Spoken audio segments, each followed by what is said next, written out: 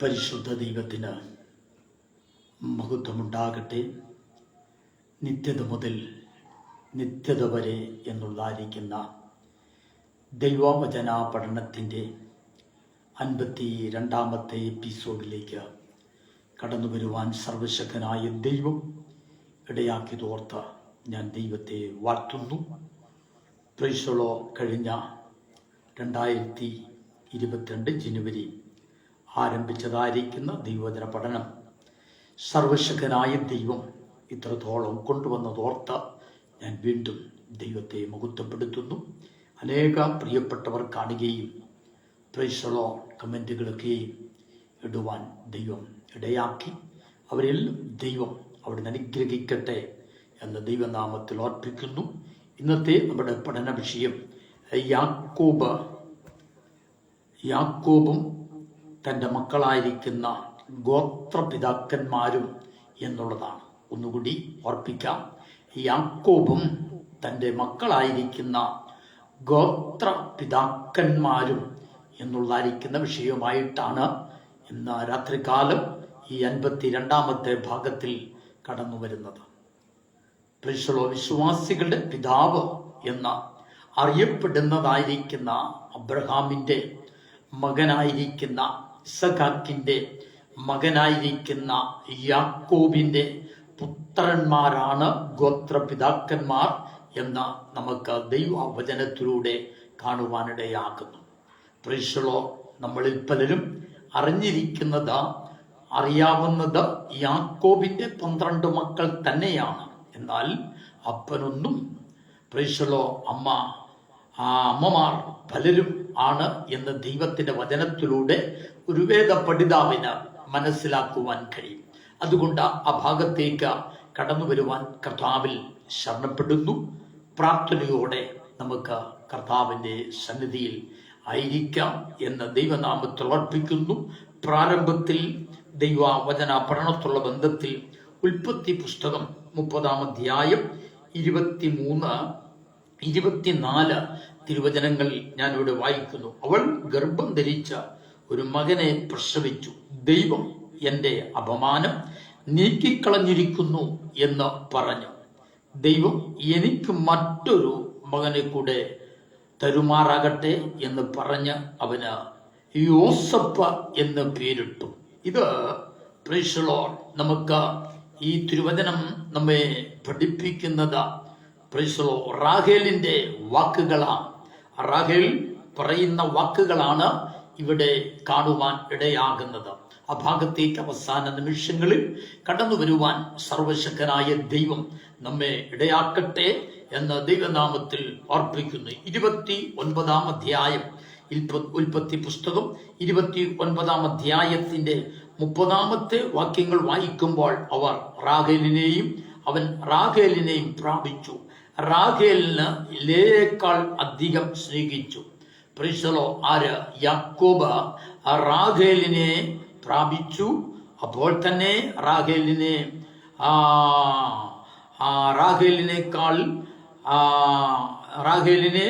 ലേയേക്കാൾ അധികം സ്നേഹിച്ചു എന്ന് വീണ്ടും 7 വർഷം അവനെ സേവിച്ചു എന്ന് കാണുവാനിടയാകുന്നു.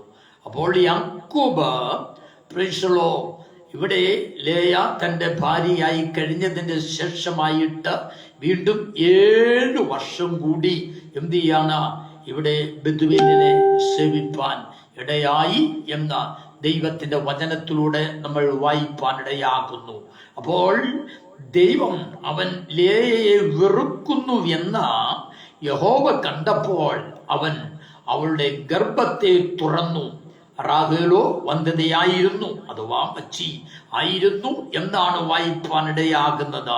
ദൈവപൈതങ്ങളെ, നമ്മൾ നമ്മുടെ സ്വന്തം പ്രിയപ്പെട്ടവരെ ദൈവം കൂട്ടായി തന്നിരിക്കുന്ന കൂട്ടാളിയെ നാം വെറുക്കുമ്പോൾ അവരെ കാക്കുകയും പരിപാലിക്കുകയും സൂക്ഷിക്കുകയും അവരെ സ്നേഹിക്കുകയും കരുതുകയും ചെയ്യുന്നവനായ ഒരു കർത്താവുണ്ട് എന്നുള്ള കാര്യം നാം ആരും മറന്നു പോകരുത്. ഇവിടെ വായിക്കുന്നു, അവൻ ലേയയെ വെറുക്കുന്നു എന്ന യഹോവ കണ്ടപ്പോൾ അവൻ അവളുടെ ഗർഭത്തെ തുറന്നു. റാഹേലോ വന്ധ്യതയായിരുന്നു എന്ന് കാണുവാനിടയാകുന്നു. ലേയ ഗർഭം ധരിച്ച ഒരു മകനെ പ്രസവിച്ചു. യഹോവ എന്റെ കഷ്ടത കണ്ടു, ഇപ്പോൾ എന്റെ ഭർത്താവ് എന്നെ സ്നേഹിക്കുന്നു എന്ന് അവൾ പറയുവാൻ ഇടയായി. പറഞ്ഞുകൊണ്ട് അവന് രൂബേൻ എന്ന് പേരിടുവാനിടയായി. യാക്കോബിന്റെ മക്കളിൽ ഒന്നാമത്തെ മൂത്ത മകനായിരിക്കുന്ന രൂബേൻ ജനിപ്പാനിടയായി. ആരിലൂടെ ജനിച്ചു? ലേയയിലൂടെ ജനിപ്പാനിടയായി എന്ന ദൈവത്തിന്റെ വചനം നമ്മളെ പഠിപ്പിക്കുകയാണ്. എന്നാൽ അതിന്റെ ശേഷമായിട്ട് ലേയ വീണ്ടും ഗർഭം ധരിച്ചു. അവന് രൂബേനെ നൽകിയതിന്റെ ശേഷമായിട്ട് അവൾ വീണ്ടും ഗർഭം ധരിച്ചൊരു മകനെ പ്രസവിച്ചു എന്ന ദൈവത്തിന്റെ വചനത്തിൽ വായിക്കുന്നു. അവന് ശിമിയോൻ എന്ന പേരിട്ടു എന്നാണ് വായിക്കുന്നത്. രണ്ടാമതും ലേയ ഗർഭം ധരിച്ചു, ശിമിയോനെ പ്രസവിപ്പാനിടയായി. യാക്കോബിന്റെ മകനായിരിക്കുന്ന ശിമിയോനെ പ്രസവിപ്പാനിടയായി. വീണ്ടും മൂന്നാമതും ലേയ ഗർഭം ധരിച്ചു. അവന് ലേവി എന്ന് പേരിട്ടു.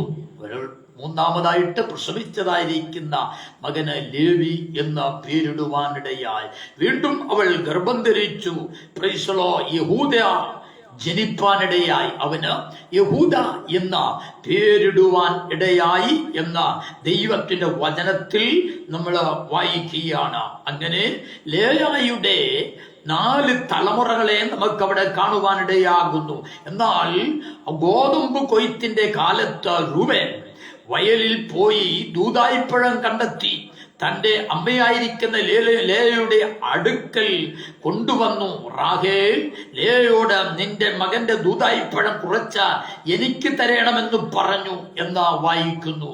30:14 മുതൽ വായിക്കുമ്പോൾ, എന്നാൽ അവളോട്, നീ എന്റെ ഭർത്താവിനെ തട്ടിയെടുത്തവളാണ്. ഇപ്പോൾ എന്റെ മകന്റെ ദൂതായിപ്പഴവും നിനക്ക് വേണോ എന്ന് ചോദിപ്പാനിടയായി. അതിന് പറയുന്നതായിരിക്കുന്ന വാക്കുകൾ അവിടെ കാണുവാനിടയാകുന്നുണ്ട്. ഞാൻ ആ ഭാഗം ഓർപ്പിപ്പാൻ കഥാവിൽ ശരണപ്പെടുന്നില്ല. വായിക്കുവാൻ ദൈവം നിങ്ങളെ ഇടയാക്കട്ടെ. രൂബേൻ എന്ത് ചെയ്യാണ്? ആ ഭാഗത്ത് നമ്മൾ വായിക്കുമ്പോൾ അപ്പന്റെ കിടക്കയെ മലിനമാക്കി കളഞ്ഞവനായിരിക്കുന്ന രൂബേനെ നമ്മൾ അവിടെ കാണുന്നുണ്ട്. എന്നാൽ വീണ്ടും യാക്കോബ് വയലിൽ നിന്ന് കടന്നു വരുമ്പോൾ ദൈവം ലേയയുടെ അപേക്ഷ കേട്ട് എന്നാണ് കാണുവാനിടയത്. അവൾ ഗർഭം ധരിച്ചു. വയലിൽ നിന്ന് കടന്നു വന്നായിരിക്കുന്ന യാക്കോബിനോട്, നീ ഇന്ന് രാത്രികാലം എന്നെ പ്രണയിക്കണം എന്ന് പറഞ്ഞതിന്റെ ഫലമായിട്ട് യാക്കോബ് തന്റെ ഭാര്യയായിരിക്കുന്ന ലേയയിലൂടെ വീണ്ടും എന്ത് ചെയ്യാണ്? ലേക്ക് ഒരു മകൻ ജനിപ്പാനിടയായി. അവൻ ഇസഹാക്കാർ എന്ന പേരിട്ടു എന്ന് കാണുവാനിടയാകുന്നു. വീണ്ടും ലേയ പിന്നെയും ഗർഭം ധരിച്ചു എന്നാണ് ദൈവത്തിന്റെ വചനത്തിൽ നമുക്ക് വായിപ്പാനിടയാകുന്നത്. അവന് സെബുലൂൺ എന്ന പേരിടുവാനിടയായി. വീണ്ടും ലേയ ഗർഭം ധരിച്ചു. യാക്കോബിലൂടെ എന്തിയാണ്? ദൈവം എന്നെ അനുഗ്രഹിച്ച എനിക്കൊരു പെൺപൈതലിനെ നൽകി, അവക്ക് ദീന എന്ന് പേരിടുവാനിടയായി. അപ്പോൾ ലേയയുടെ മക്കൾ യാക്കോബിൽ നിന്നും ജനിച്ചതായിരിക്കുന്ന ലേയയുടെ മക്കള് 6 ആൺമക്കളും വീണ്ടും കാണുവാനിടയാകുന്നത് ഒരു പെൺമകളെയും കാണുവാനിടയാകുന്നു. അങ്ങനെ ലേഖയ്ക്ക് എന്ത് ചെയ്യാണ്? 6 ആൺമക്കൾ യാക്കോബിലൂടെ ജനിച്ചു.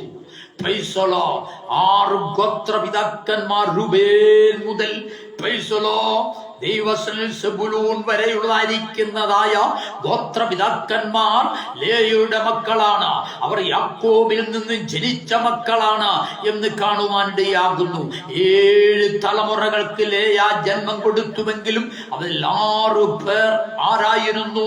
ഗോത്രപിതാക്കന്മാരായിരുന്നു എന്ന് ദൈവത്തിന്റെ വചനത്തിലൂടെ നമുക്ക് കാണുവാനിടയാകുന്നു.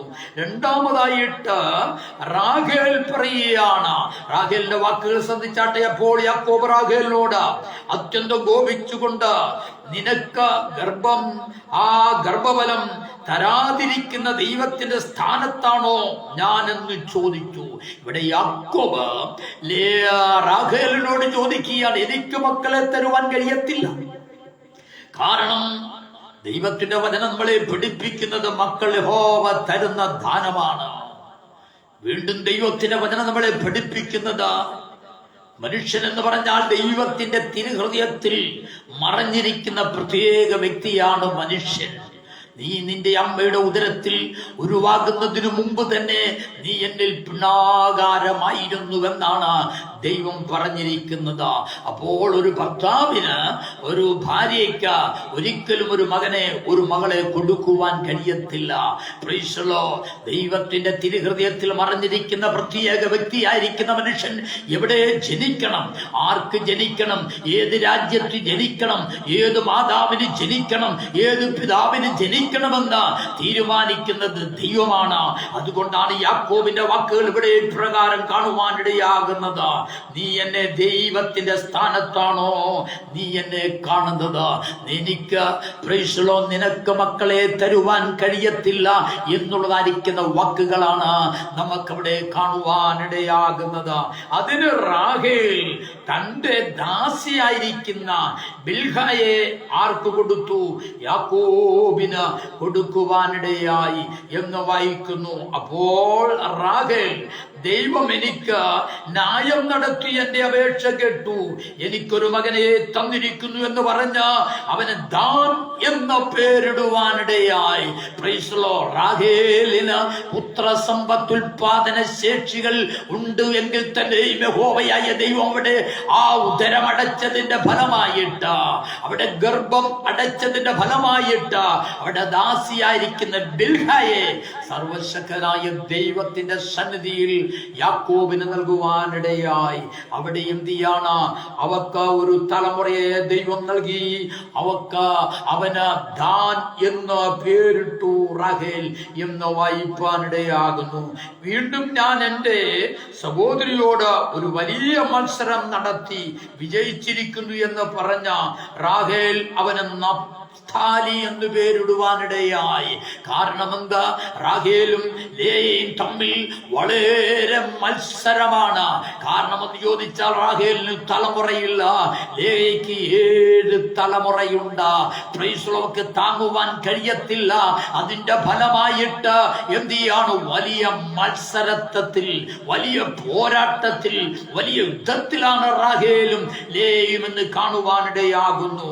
എന്നാൽ റാഹേലിന്റെ ദാസിയായിരിക്കുന്ന ബിൽഹ എന്തിയാണ്? യാക്കോബിലൂടെ ഗർഭം ധരിച്ച് രണ്ടാമത് ഒരു മകനെ പ്രസവിച്ചു.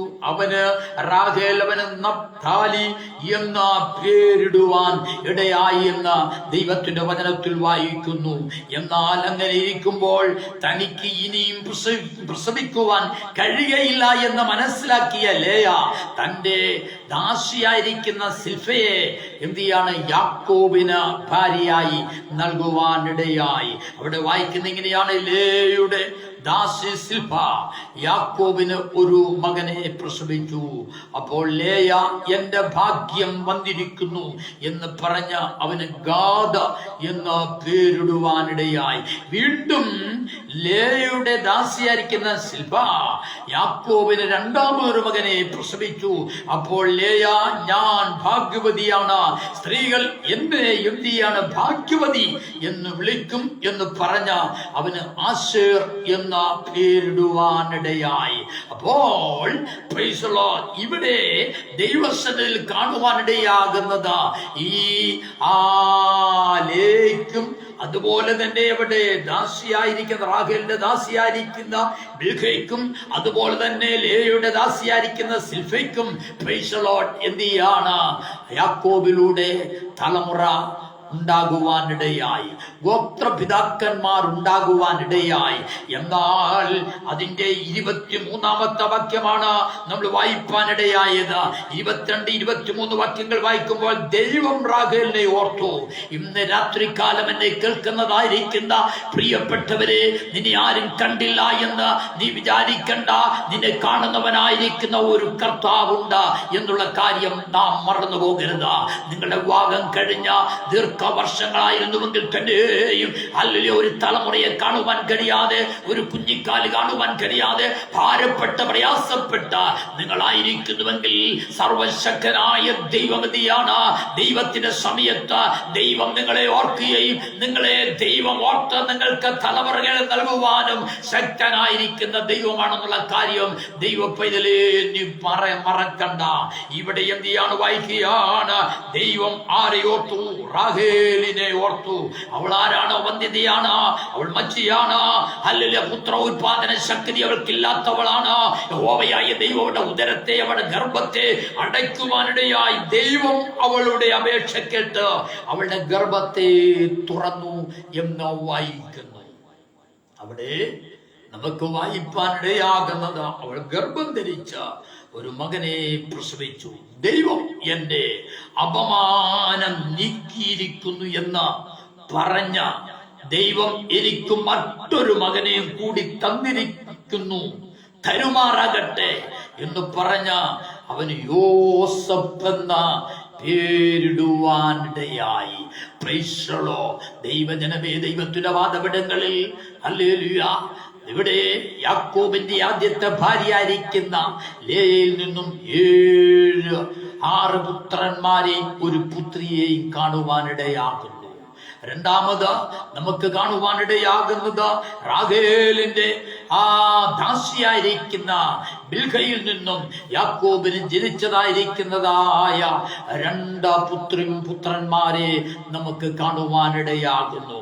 വീണ്ടും ലേയുടെ ദാസിയായിരിക്കുന്ന സിൽബയിൽ നിന്നും 2 പേർ ജനിപ്പാനിടയായി.